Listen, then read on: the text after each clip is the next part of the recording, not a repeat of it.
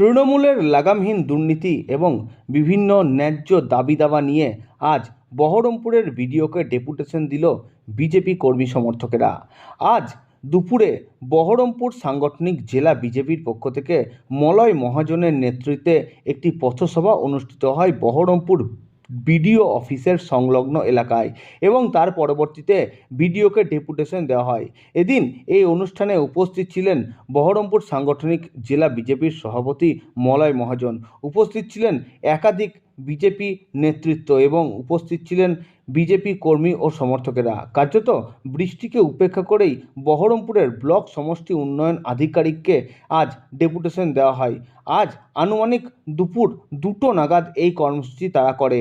আজ মলয় মহাজন আমাদের সংবাদ প্রতিনিধিকে জানান, বর্তমান সরকার যেভাবে দুর্নীতি ছড়াচ্ছে, গৃহ আবাস যোজনা থেকে শুরু করে জমি, মাটি এবং একাধিক জায়গায় দুর্নীতি, প্রত্যেক দিনই দুর্নীতির শিকার হচ্ছেন সাধারণ মানুষ।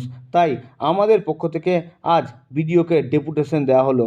আগামী দিনে লাগাতার আন্দোলন চালিয়ে যাবেন এর বিরুদ্ধে। আজ আনুমানিক বিকেল 4টে নাগাদ এই চিত্র ধরা পড়ল আমাদের ক্যামেরায়।